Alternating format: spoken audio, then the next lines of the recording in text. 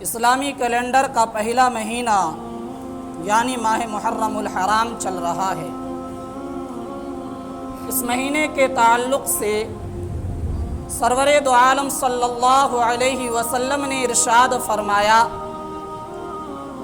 افضل الصیام بعد رمضان شہر اللہ المحرم، کہ ماہ رمضان کے بعد جس مہینے کا روزہ افضل ہے، برتر ہے، وہ محرم الحرام کا مہینہ ہے۔ یعنی روزے کے تعلق سے سب سے افضل اور اعلیٰ روزہ، فضیلت والا روزہ رمضان المبارک کا روزہ ہے۔ اور رمضان المبارک کے بعد اگر کسی مہینے کا روزہ افضل ہے تو وہ محرم الحرام کا روزہ ہے، اس مہینے کا روزہ ہے۔ اس روایت کو سامنے رکھ کر ہم یہ کہہ سکتے ہیں کہ محرم الحرام ماہ رمضان کے بعد یہ ایک فضیلت والا مہینہ ہے۔ خود نبی کریم صلی اللہ علیہ وسلم نے اپنی زبان نبوت سے اس کے روزے کو افضل کہا۔ اللہ کے نبی علیہ السلام کا اس مہینے کے روزے کو افضل کہنا یہ اس بات کی دلیل ہے کہ یہ مہینہ بھی فضیلت والا ہے۔ ہاں، اس کی فضیلت رمضان المبارک کے مہینے کے بعد ہے۔ پہلی فضیلت رمضان المبارک کے مہینے کی ہے اور اس کی فضیلت اس سے کم ہے، اس کے بعد ہے۔ خلاصہ کلام یہ کہ ماہ رمضان کے بعد محرم الحرام کا مہینہ بھی فضیلت والا ہے۔ قرآن کریم میں اللہ تبارک و تعالی نے ارشاد فرمایا کہ اللہ تعالیٰ کے یہاں سال میں مہینے 12 ہیں، منہا اربعۃ حرم، ان 12 مہینوں میں 4 مہینے ایسے ہیں جو قابل احترام ہیں، جو اس قابل ہیں کہ ان کا احترام کیا جائے۔ ان 4 مہینوں میں ایک مہینہ محرم الحرام کا مہینہ ہے۔ خود خالق کائنات نے محرم الحرام کو قابل احترام مہینہ قرار دیا۔ پھر آئیے روایت پر، ہم نے آپ سے کہا اللہ کے نبی نے فرمایا کہ محرم الحرام کے مہینے کا روزہ افضل ہے، یہ اس مہینے کی فضیلت کی بات ہے۔ اسی روایت میں اللہ کے نبی صلی اللہ علیہ وسلم کے آپ کلمات پر غور فرمائیں۔ اللہ کے نبی کہہ رہے ہیں شہر اللہ المحرم، محرم اللہ کا مہینہ ہے۔ جیسے خانہ کعبہ کو بیت اللہ کہا جاتا ہے، یعنی اللہ کا گھر، خانہ کعبہ کی نسبت اللہ کی طرف کرنا یہ اس کی فضیلت کی بات ہے کہ یہ کسی ایرے غیرے کا گھر نہیں، یہ اللہ کا گھر ہے۔ تو خانہ کعبہ کی نسبت اللہ تعالیٰ کی طرف کی گئی اس کی فضیلت کو بتلانے کے لیے۔ اس مہینے کی نسبت بھی اللہ تبارک و تعالیٰ کی طرف کی گئی ہے، خود نبی کریم صلی اللہ علیہ وسلم نے کی۔ آقا فرما رہے ہیں شہر اللہ المحرم، کہ محرم اللہ کا مہینہ ہے، لہذا اس مہینے کی نسبت اللہ کی طرف کرنا یہ اس بات کی دلیل ہے کہ یہ مہینہ فضیلت والا ہے۔ اور اس مہینے کو قابل احترام، فضیلت والا قرار نبی کریم صلی اللہ علیہ وسلم اپنے زمانے میں دے رہے ہیں، جبکہ حضرت حسین رضی اللہ تعالی عنہ کی شہادت کا واقعہ پیش نہیں آیا۔ لہذا یہ کہنا کہ یہ مہینہ فضیلت والا اور اس مہینے کی 10ویں تاریخ فضیلت والی اس لیے ہے کہ اس مہینے میں حضرت حسین رضی اللہ تعالی عنہ کی شہادت کا واقعہ پیش آیا، یہ بات بالکل غلط ہے۔ نبی کریم صلی اللہ علیہ وسلم نے اپنے زمانے میں اس مہینے کو فضیلت والا مہینہ قرار دیا۔ اگر اس مہینے کی فضیلت کا سبب حضرت حسین رضی اللہ تعالی عنہ کی شہادت ہے تو پھر نبی کریم صلی اللہ علیہ وسلم کی وفات کے بعد 51 سال کی وفات کے 51 سال کے بعد حضرت حسین رضی اللہ تعالیٰ عنہ کی شہادت ہوئی ہے، تو اللہ کے نبی کو اپنی وفات کے 51 سال کے بعد پھر زندہ ہو کر اس مہینے کو فضیلت والا قرار دینا چاہیے۔ حالانکہ اللہ کے نبی صلی اللہ علیہ وسلم نے حضرت حسین رضی اللہ تعالیٰ عنہ کی شہادت سے 51 سال پہلے ہی اس مہینے کو فضیلت والا قرار دیا۔ معلوم یہ ہوا حضرت حسین رضی اللہ تعالی عنہ کی شہادت کی وجہ سے اس مہینے کی فضیلت نہیں، اس مہینے کی فضیلت کسی اور وجہ سے. خلاصہ کلام یہ، اس کے الگ الگ وجوہات ہیں. اللہ تعالیٰ کے بنائے ہوئے مہینے یہ دن ہیں. اللہ تعالیٰ اپنے بنائے ہوئے دنوں میں، اپنے بنائے ہوئے مہینوں میں جب چاہتے ہیں، جس وقت چاہتے ہیں، کسی سبب کی وجہ سے کسی دن کو کسی دن پر فضیلت عطا کرتے اور کسی مہینے کو کسی مہینے پر فضیلت عطا کرتے. یہ اللہ کی مرضی ہے. اللہ تعالیٰ نے اپنے 12 مہینوں میں سب سے افضل رمضان کے مہینے کو کہا، اس کے بعد محرم الحرام کے مہینے کو فضیلت عطا کی گئی ہے. یہ اللہ کی مرضی ہے. لہذا اس مہینے کی فضیلت کا سبب حضرت حسین رضی اللہ تعالی عنہ کی شہادت نہیں ہے. اس مہینے میں ایک دن ہے جسے عاشورہ یعنی 10 محرم الحرام کہا جاتا ہے. یہ پورا مہینہ ہی فضیلت والا ہے، اور خاص طور پر جو 10 محرم الحرام کی تاریخ ہے یہ بھی فضیلت والی ہے. یہ دن بھی فضیلت والا ہے. نبی کریم صلی اللہ علیہ وسلم نے ارشاد فرمایا، انی احتسب علی اللہ ان یکفر السنۃ التي قبلہ، کہ اس دن کا جو روزہ رکھ لے مجھے اللہ کی ذات سے امید ہے کہ اللہ تعالیٰ اس ایک دن کے روزے کی برکت سے 1 سال پہلے جو صغیرہ گناہ ہوئے ہیں، اس روزے کی برکت سے اللہ تعالیٰ 1 سال کے گناہوں کو، صغیرہ گناہ کو مٹا دے. تو یہ 10 محرم الحرام کے روزے کی فضیلت کی بات ہے. عاشورہ کے دن کی فضیلت کی بات ہے کہ ایک دن کا روزہ، اللہ کا فضل دیکھیے کہ اس سے پہلے 1 سال کے اندر جو چھوٹے چھوٹے صغیرہ گناہ ہو چکے ہیں، اللہ ایک روزے کی برکت سے 1 سال کے چھوٹے گناہوں کو مٹا دیتے ہیں. تو یہ اس دن کی فضیلت کی بات ہے، عظمت کی بات ہے. تو یہ پورا مہینہ ہی فضیلت والا، اور خاص طور پر اس میں 10ویں تاریخ جو ہے اور فضیلت والی ہے. حضرت عبداللہ ابن عباس رضی اللہ تعالی عنہ ارشاد فرماتے ہیں کہ نبی کریم صلی اللہ علیہ وسلم عاشورہ کے دن یعنی 10 محرم الحرام کا روزہ فرمایا کرتے تھے. سن 10 ہجری کے اندر، جس سال نبی کریم صلی اللہ علیہ وسلم اس دنیا سے تشریف لے گئے، سن 10 ہجری میں اللہ کے نبی نے 10ویں تاریخ کا روزہ رکھا. صحابہ کرام کو روزہ رکھنے کی تاکید فرمائی. صحابہ کرام نے عرض کیا، یا رسول اللہ، اس دن کا روزہ تو یہود بھی رکھتے ہیں. کہنے کا مقصد یہ تھا کہ اللہ کے نبی ہم بھی اس دن کا روزہ رکھ رہے ہیں، یہود بھی اس دن کا روزہ رکھتے ہیں، یہ تو یہودیوں کے ساتھ مشابہت ہو گئی. اللہ کے نبی صلی اللہ علیہ وسلم نے فرمایا، اگر اللہ نے چاہا اگلے سال 10ویں تاریخ کا بھی، وہ 9ویں تاریخ کا بھی روزہ رکھیں، 9ویں تاریخ کا بھی روزہ رکھیں گے. اسی لیے حضرات مفتیان کرام نے، اس امت کے علماء نے یہ فیصلہ کیا کہ صرف 10 محرم الحرام کا روزہ نہ رکھا جائے، کیونکہ 10 محرم الحرام کا روزہ یہود رکھتے ہیں. لہذا اللہ کے نبی نے خواہش کی تھی، لیکن اللہ کے نبی صلی اللہ علیہ وسلم سن 11 ہجری کے محرم الحرام تک باحیات نہ رہ سکے. محرم کا مہینہ آنے سے پہلے ہی اللہ کے نبی صلی اللہ علیہ وسلم اس دنیا سے تشریف لے گئے. لیکن اللہ کے نبی نے خواہش کی تھی، اللہ کے نبی نے خواہش کی تھی، اس لیے علماء امت نے لکھا، اس امت کے مفتیان کرام نے لکھا کہ 10 تاریخ کے روزے کے ساتھ 9ویں تاریخ کا یا 11ویں تاریخ کا روزہ ملا لیا جائے تاکہ یہودیوں کے ساتھ مشابہت سے بچ جائے. وہ صرف 10 تاریخ کا روزہ رکھتے ہیں، ہم 9 اور 10 کا رکھیں یا 10 اور 11 کا رکھیں تاکہ یہودیوں کے ساتھ مشابہت سے بچ جائیں. آپ اس روایت میں غور فرمائیں، نبی کریم صلی اللہ علیہ وسلم نے غیر مسلموں کے ساتھ ادنا سی مشابہت کو پسند نہیں کیا. اور یہ مشابہت کس چیز میں ہو رہی تھی؟ کسی ناجائز کام میں نہیں، کسی حرام کام میں نہیں، ایک عبادت کے اندر. وہ بھی 10ویں تاریخ کا روزہ رکھتے تھے، مسلمان بھی 10ویں تاریخ کا روزہ رکھتے تھے. صحابہ کرام نے عرض کیا، یا رسول اللہ، یہ تو یہودیوں کے ساتھ مشابہت ہو رہی ہے، ایک عبادت میں مشابہت ہو رہی ہے.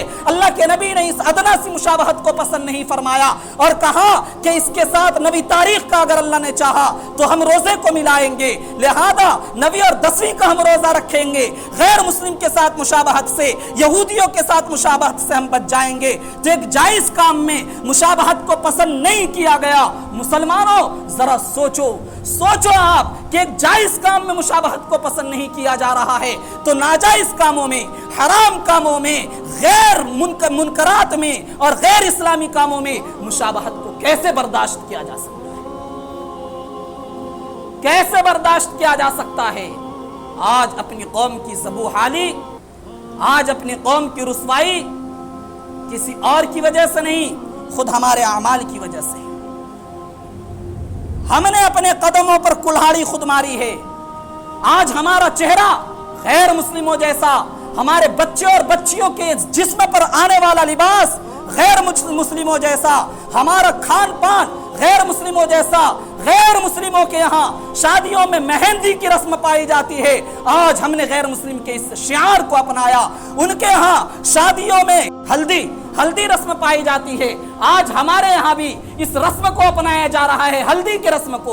उनके यहाँ शादियों में खड़े होकर खाना खाया जाता है, आज हमने उसके इस अलामत को, उनके इस तरीके को अपना लिया। उनके यहाँ खाने में फजूल खर्चियां होती हैं, नाकदरियां की जाती है, आज हमारे यहाँ भी नाकदरियां, जरूरत से ज्यादा खाना प्लेटों के अंदर लिया जाता है, बर्बाद कर दिया जाता है, डाल दिया जाता है, अल्लाह के रिस्क की नाकदरी की जाती है। और आगे चलिए, गैर मुस्लिमों और मुसलमानों के अंदर इम्तियाज ये है कि मुसलमान नमाजी होना चाहिए, आज हमने गैर मुस्लिम के तरीके को अपना लिया। वो नमाज नहीं पढ़ते, हम भी नमाज नहीं पढ़ते। याद रखिए, तारीख लिखने वालों ने लिखा कि जो कौम अपनी खुसूसियात को छोड़ देती है, जो कौम अपनी अलामतों को छोड़ देती है, जो कौम अपने इम्तियाजात को छोड़ देती है, वो कौम धीरे धीरे दुनिया से मिटा दी जाती है। आज हमने अपनी खुसूसियात को छोड़ दिया है, अपने इम्तियाजात को छोड़ दिया है, इसलिए आज हम रुस्वा हो रहे हैं। नबी करीम सल्लल्लाहु अलैहि वसल्लम की एक रिवायत है, ला यज़ालु दीनु ज़ाहिरन, कि ये दीन गालिब रहेगा, इस दीन के मानने वाले गालिब रहेंगे जब तक के इफ्तार में जल्दी करते रहेंगे। क्या मतलब ये है कि जब गुरूब आफताब का यकीन हो जाए तो फौरन इफ्तार करो, ताखीर ना करो। क्यों? अल्लाह के नबी ने आगे फरमाया कि ताखीर से इफ्तार करना ये यहूदियों और नसारा का काम है।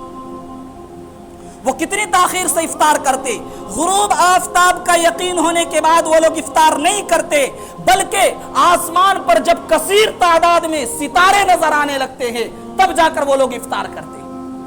अल्लाह के नबी ने फरमाया कि ये कौम गालिब रहेगी, मेरी कौम, कब तक? जब तक इफ्तार के अंदर जल्दी करेगी, यानी जैसे ही गुरूब आफताब का यकीन हो जाए फौरन इफ्तार कर ले। मालूम हुआ ताखीर करना ये यहूदियों का काम है, गुरूब आफताब का यकीन होने के बाद ताखीर करना ये ईसाइयों का काम है। दूसरे कौम की मुशाबहत अगर हम इख्तियार करेंगे तो हमारा जो गलबा है वो गलबा खत्म हो जाएगा, हम मगलूब हो जाएंगे, हम दुनिया के अंदर जलील हो जाएंगे, रुस्वा हो जाएंगे।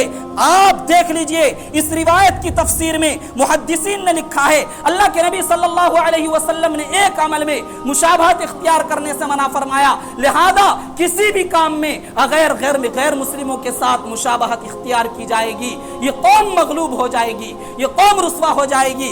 आज हम मगलूब हो रहे हैं, आज हम रुस्वा हो रहे हैं, हम अपने करतूतों की वजह से हो रहे हैं। हमें गैरों के तरीके, गैरों के रस्म, गैरों के रिवाज, गैरों के रहन सहन वाले तौर तरीके अच्छे लगते हैं, हम उन्हें अपनाते हैं और अपने तरीकों को, अपने इम्तियाजात को हम छोड़ते जा रहे हैं। मेरे भाइयों, इन रिवायात की रोशनी में गौर करने की जरूरत है। अल्लाह ताला हम सब की हिफाजत फरमाए। हम अपने अलामतों को, अपने मजहबी कामों को अपनाएं, तरजीह दें। यही तो नफ्स से लड़ना है, यही तो नफ्स के खिलाफ जिहाद है। खैर, मुहर्रमुल हराम का महीना चल रहा, इस महीने के अंदर एक तबका है वो ये कहता है कि ये महीना गम का महीना है। पूछा गया क्यों? कहते हैं हजरत हुसैन रज़ी अल्लाह ताला अन्हु की शहादत का दर्दनाक वाक़या पेश आया। हम भी कहते हैं ठीक है आया, लेकिन गम का महीना कहा? हाँ, गम का महीना है, इसमें मातम किया जाए, इसमें रंज व गम का इजहार किया जाए हजरत हुसैन रज़ी अल्लाह ताला अन्हु की शहादत की वजह से। एक तबका कहता है, कहते हैं कि अगर शहादत की वजह से आप किसी महीने को गम का महीना, किसी दिन को गम का दिन और किसी हफ्ते को गम का हफ्ता कहोगे तो फिर साल का कोई दिन ऐसा बाकी बता दो जिसमें इस्लाम के किसी अजीम सपूत की शहादत ना हो, आला और अफजल मकाम वाले इस्लाम के फर्द की शहादत ना हुई हो। اگر شہادت کی وجہ سے کسی مہینے کو غم کا مہینہ، کسی دن کو غم کا دن، کسی ہفتے کو غم کا ہفتہ کہا جائے تو پھر تو سال کے تمام مہینوں کو غم کا مہینہ کہنا چاہیے، پھر تو سال کے تمام ہفتوں کو غم کا ہفتہ قرار دینا چاہیے، پھر تو سال کے تمام دنوں کو غم کا دن قرار دینا چاہیے۔ علامہ ابن کثیر رحمۃ اللہ علیہ لکھتے ہیں کہ یقیناً حضرت حسین رضی اللہ تعالیٰ عنہ کی شہادت دردناک ہوئی، ہر مسلمان کا سن کر دل ٹوٹ جانا چاہیے، غم ہونا چاہیے، لیکن جس انداز اور جس طریقے پر اظہار و رنج و غم کیا جاتا ہے، اسلام میں اسے کہیں سے کہیں تک برداشت نہیں کیا جا سکتا۔ آگے تحریر فرماتے ہیں حضرت حسین رضی اللہ تعالی عنہ کے والد حضرت علی رضی اللہ تعالی عنہ، پوری امت کا اتفاق ہے کہ حضرت علی رضی اللہ تعالی عنہ مقام میں، مرتبے میں اپنے بیٹے سے اعلیٰ اور افضل ہیں۔ 17 رمضان المبارک کو حضرت علی رضی اللہ تعالیٰ عنہ کو شہید کیا گیا۔ حضرت علی کی شہادت پر اس طرح اظہار رنج و غم نہیں کیا جاتا جس طرح حضرت حسین کی شہادت پر کیا جاتا ہے۔ 18 ذو الحجہ کو حضرت عثمان غنی رضی اللہ تعالیٰ عنہ کو شہید کیا گیا، جو حضرت علی رضی اللہ تعالیٰ عنہ سے مقام اور مرتبے میں بلند ہیں، لیکن ان کی شہادت پر افسوس ہے کہ وہی لوگ جو حضرت حسین رضی اللہ تعالیٰ عنہ کی شہادت پر ماتم کرتے ہیں، حضرت عثمان غنی رضی اللہ تعالیٰ عنہ کی شہادت پر ماتم نہیں کرتے۔ اور یکم محرم الحرام کو، محرم کی 1 تاریخ کو حضرت عمر بن الخطاب رضی اللہ تعالیٰ عنہ جو خلیفہ دوم ہیں انہیں شہید کیا گیا، جو حضرت عثمان غنی سے، حضرت علی رضی اللہ تعالیٰ عنہ سے اور حضرت حسین رضی اللہ تعالیٰ عنہ سے مقام میں، مرتبے میں بلند ہے، لیکن ان کی شہادت پر ماتم نہیں کیا جاتا۔ معلوم یہ ہوا یہ ان کی اپنی من گھڑت بات ہے۔ جو حضرت حسین رضی اللہ تعالیٰ عنہ سے مقام اور مرتبے میں بلند ہیں، ان کی شہادت پر ماتم نہیں کیا جاتا، تو پھر حضرت حسین رضی اللہ تعالیٰ عنہ کی شہادت پر ماتم کیوں؟ ہمارا سوال ہے، جواب دے آ کر کہ کیا شہادت کوئی نحوست والی چیز ہے کہ اس نحوست کے آ جانے کی وجہ سے پورا مہینہ غم کا مہینہ بن گیا اور 10ویں تاریخ غم کی تاریخ بن گئی؟ اسلامی تاریخ کو اور روایات کو دیکھا جائے، شہادت کوئی نحوست والی چیز نہیں ہے، بلکہ یہ تو ایک مبارک چیز ہے، یہ تو سعادت مندی کے حصول کا اعلیٰ درجہ ہے، یہ تو قابل رشک نعمت ہے۔ اسی وجہ سے خود نبی کریم صلی اللہ علیہ وسلم کی تمنا تھی، آقا فرماتے ہیں لَوَدِدْتُ أَنْ أُقْتَلَ فِي سَبِيلِ اللَّهِ ثُمَّ أُحْيَا ثُمَّ أُقْتَلْ ثُمَّ أُحْيَا ثُمَّ أُقْتَلْ ثُمَّ أُحْيَا ثُمَّ أُقْتَلْ، کہ میری خواہش ہے میں اللہ کے راستے میں شہید کر دیا جاؤں، پھر زندہ کیا جاؤں، پھر شہید کر دیا جاؤں، پھر زندہ کیا جاؤں، پھر شہید کر دیا جاؤں۔ آگے چلیے، خلیفہ دوم حضرت عمر بن الخطاب رضی اللہ تعالیٰ عنہ اللہ سے دعا کر رہے ہیں، اللہم اجعلنی شہادتا فی سبیلک، اے اللہ تو مجھے اپنے راستے میں شہادت نصیب فرما۔ اگر شہادت بری چیز ہوتی، اگر شہادت نحوست والی چیز ہوتی، اگر شہادت کے اندر کوئی خرابی ہوتی، نبی کریم صلی اللہ علیہ وسلم شہادت کی تمنا کیوں کرتے؟ خلیفہ دوم حضرت عمر بن الخطاب رضی اللہ تعالیٰ عنہ شہادت کی دعا کیوں کرتے؟ شہادت کوئی بری چیز نہیں ہے، اور ماتم مردوں پر کیا جاتا ہے، زندوں پر نہیں۔ ہمارا عقیدہ ہے، ہمارا قرآن کہہ رہا ہے لا تحسبن الذين قتلوا في سبيل الله امواتا بل احياء عند ربهم يرزقون، کہ جو لوگ اللہ کے راستے میں شہید کر دیے گئے انہیں ہرگز ہرگز مردہ خیال نہ کرو، وہ زندہ ہیں، انہیں خدا کے پاس سے رزق دیا جاتا ہے۔ تو ماتم، اظہار رنج و غم مردوں پر کیا جاتا ہے۔ حضرت حسین رضی اللہ تعالیٰ عنہ شہید ہیں، ہمارا عقیدہ ہے زندہ ہیں، لہذا زندوں پر ماتم نہیں کیا جاتا۔ ماتم وہ کریں جو منکر ہیں حیات شہداء کے، ہم زندہ جاوید کا ماتم نہیں کرتے، ہم زندہ جاوید کا ماتم نہیں کرتے۔ تو ایک رسم ماتم کی پائی جاتی ہے، یہ غلط ہے، قرآن و حدیث کے خلاف ہے۔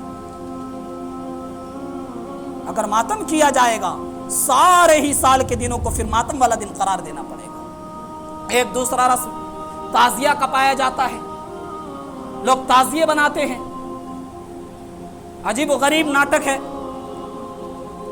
تاریخ کو دیکھیے، حضرت حسین رضی اللہ تعالی عنہ کی شہادت کے 300 साल के बाद मातम का वजूद हुआ।